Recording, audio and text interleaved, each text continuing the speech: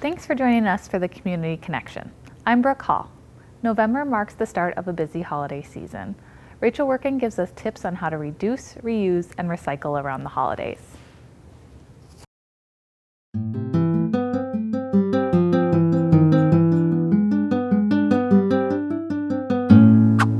Did you know that the average family in the United States produces 25% more trash during the holidays than during the rest of the year?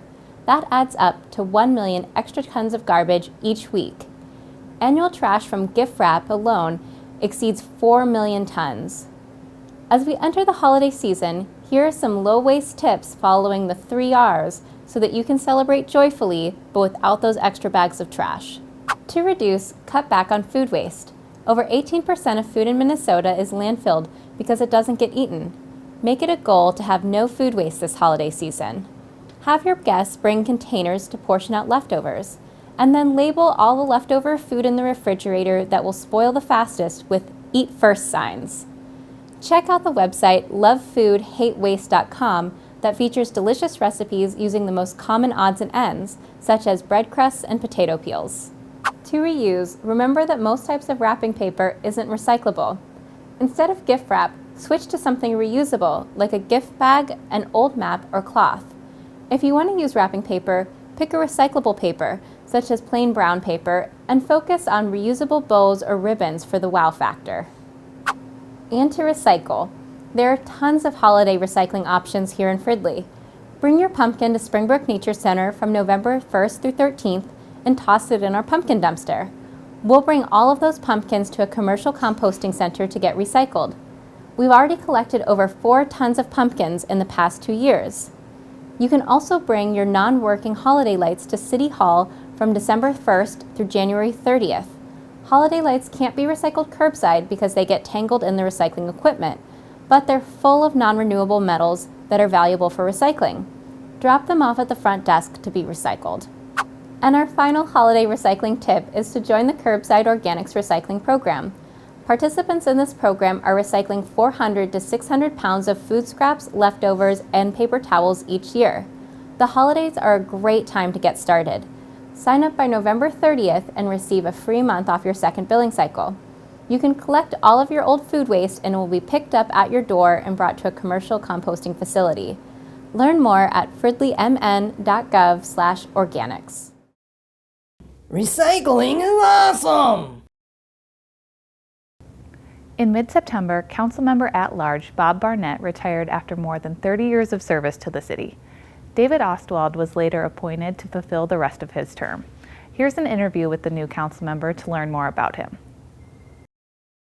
I was born and raised in the city of Fridley. My parents moved here in 1958 and raised 3 boys. All my brothers and I attended Fridley schools. That's where I met my wife, who has been a lifetime resident of the city as well. I was married in Southern California while I was serving in the U.S. military as a United States Marine. When I got done with my service after 10 years, my wife and I moved back to Fridley. There was never a doubt that we weren't coming back here. My boys were both raised in this city, and they attended Fridley schools as well.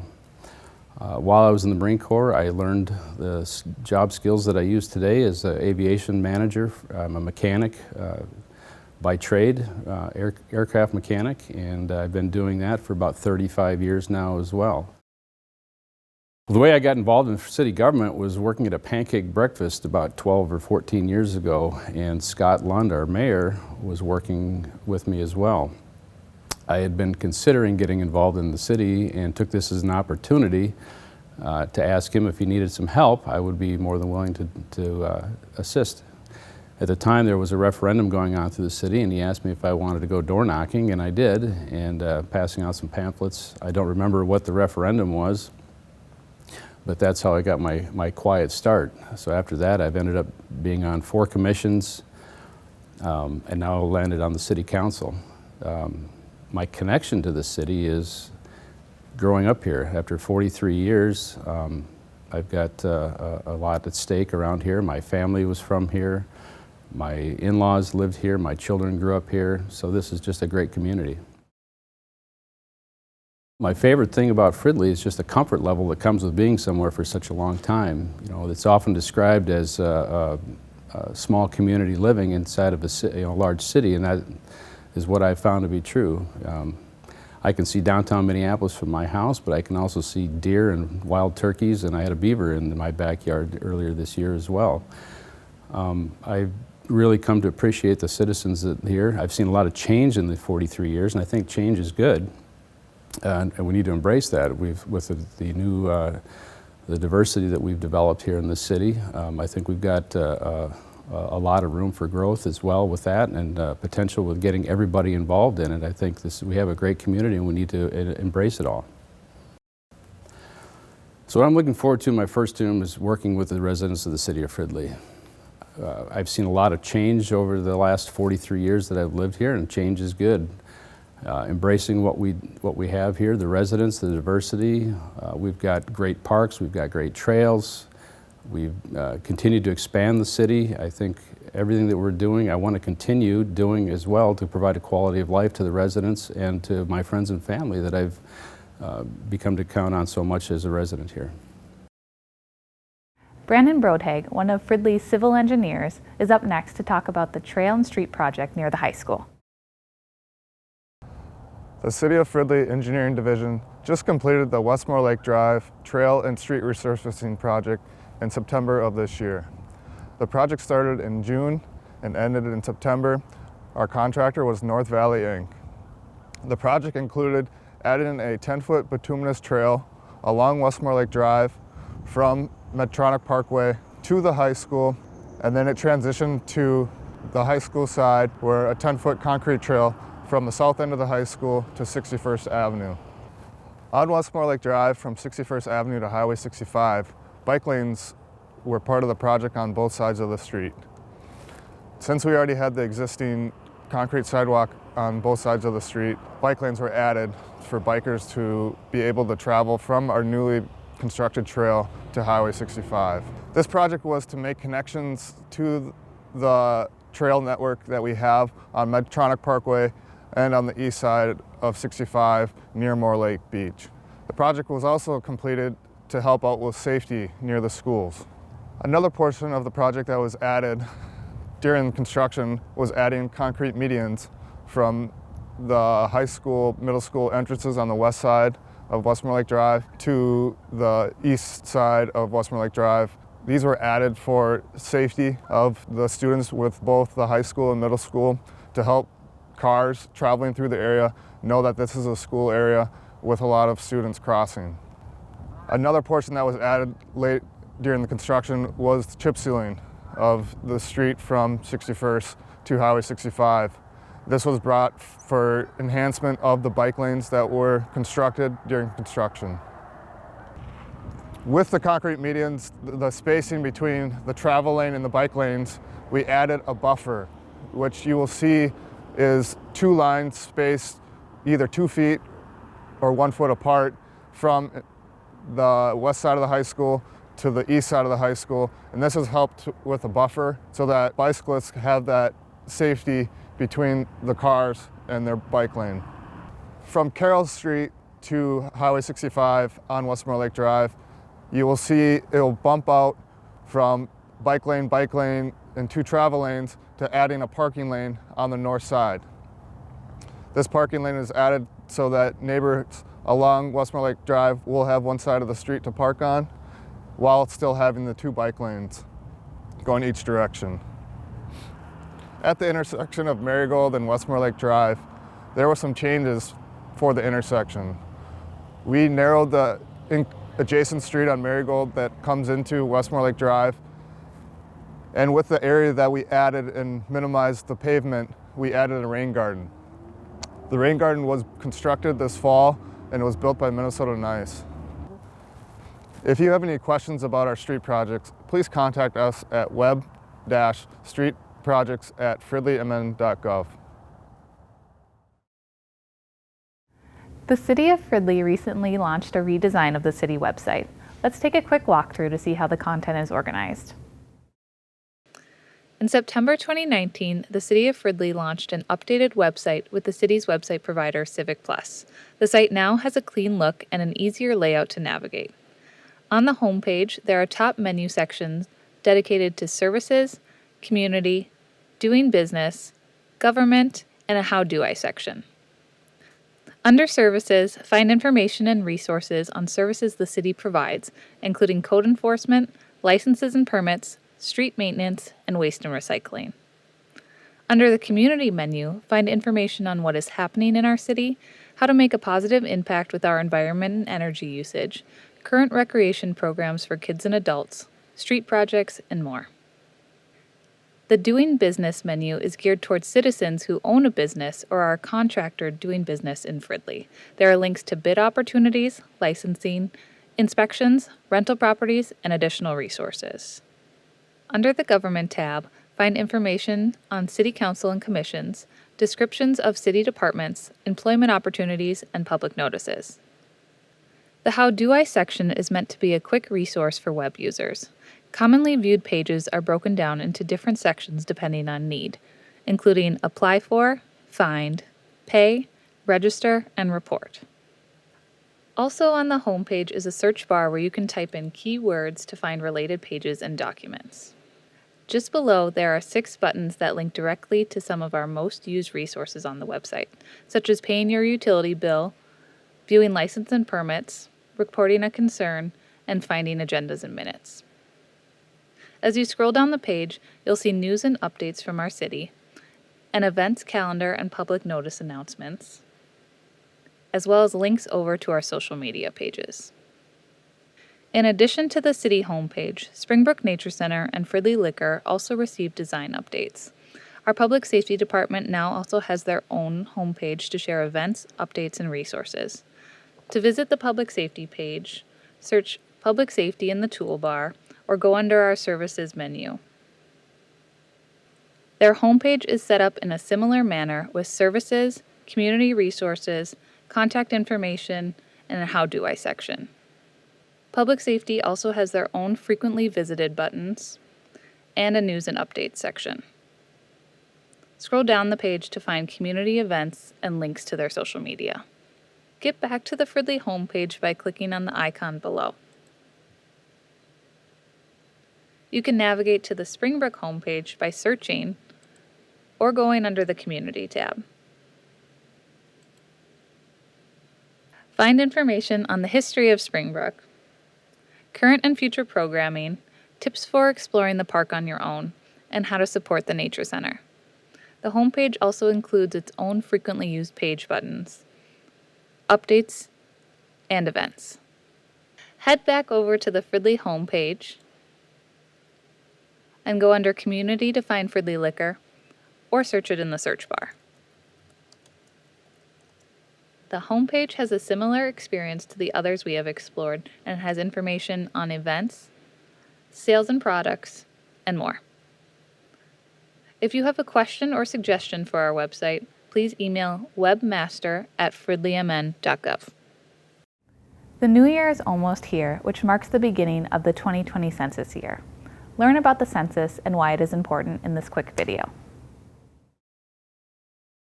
Hello, my name is Alyssa Cruzel and I'm a Community Engagement Specialist with the City of Fridley. The 2020 census is on its way.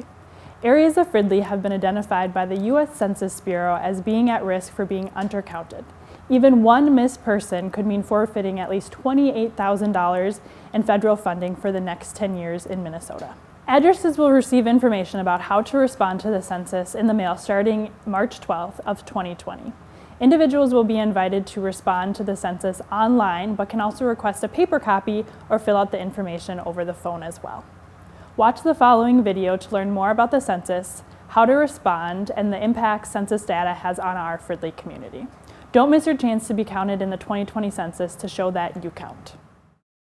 So the U.S. Census is meant for everybody. It's not just meant for citizens, and it's not just meant for adults. We have a census because the U.S. Constitution requires that we have a census. The census is the most inclusive civic activity. It counts everybody who lives in the state, and that's how you show you are part of this great state. The census counts everybody in the U.S., but why do we care? Because money. And because it's the building block of representation in our democracy. Essentially, that's it. The census divides up federal money and national representation in Congress. based on counting each and every one of us. And that means everyone. Our littlest Minnesotans, our babies, our toddlers, our kiddos, all the way up to seniors. Everyone is counted. We tend to think of the census as a government program, which of course it is, but it's also a us program. It's ours. We own it. It shows us who we are, where we live, and it helps us live better lives. There's power in being counted. Besides the raw numbers, the census is used for many things. It shows us where to dispense over $15.5 billion in federal money every year to us in Minnesota. That's about $2,800 for every person in the state per year. It shows up in our schools, our roads. We're talking healthcare. We're talking law enforcement, transportation. Even if they should build a playground in a neighborhood. Businesses use census data every day to make really critical decisions about their future investments. So from a retailer that's trying to think about a new market to penetrate, to a company that is investing in a corporate headquarters and wants to better understand what the demographics of that community are, what the opportunity is to attract and retain talent, all of these data inputs create a level of confidence as decisions are being made. If our programs and services are underfunded, then the community, the people of the state of Minnesota, will be underserved. April 1st, 2020, that's National Census Day, the day we all count ourselves in. But in reality, we'll be starting the count process in March and ending in July. It's a short, intense process with a long history and lots of planning, kind of like the state fair. And like the fair, the census is only great if everyone shows up. We need to make sure that every Minnesotan, Black, white, brown, and Indigenous, is counted this year in the census.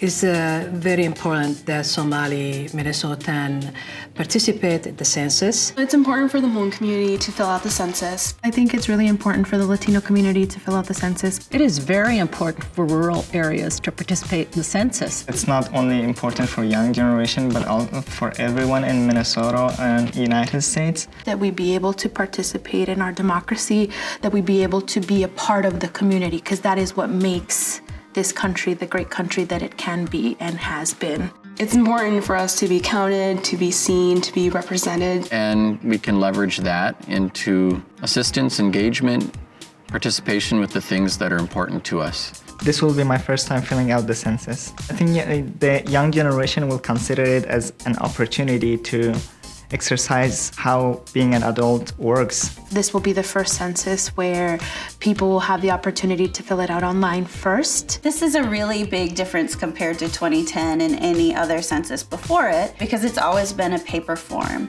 And when you have an internet option, that opens up a lot of possibilities to reach people that were never there before.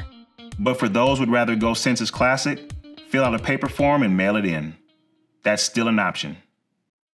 For people who live in households, in homes, in residences or apartment buildings, the first thing that they will get is a mailing, either a postcard or a letter that encourages them to go online and fill out the census.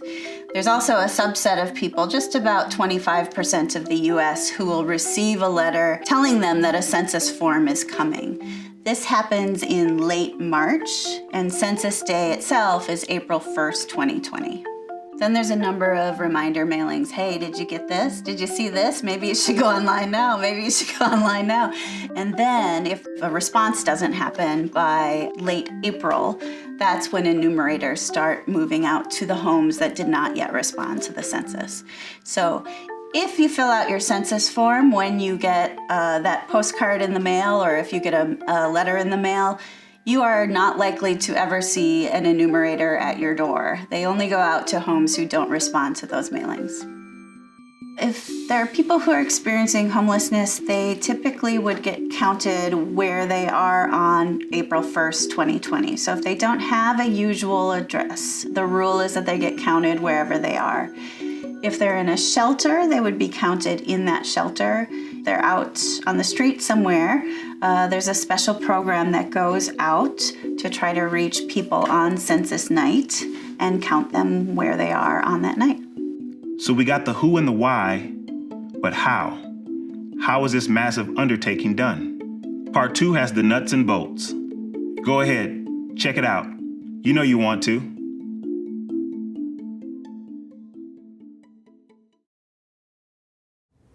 Before we sign off, check out these upcoming community events.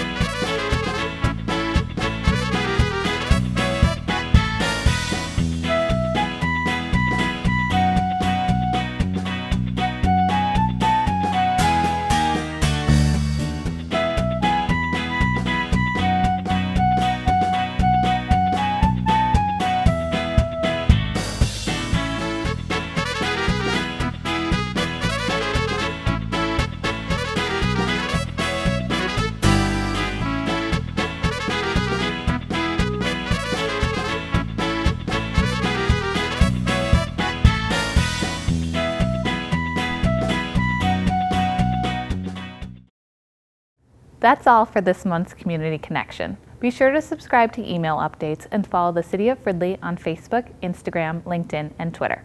I'm Brooke Hall. Thanks for watching.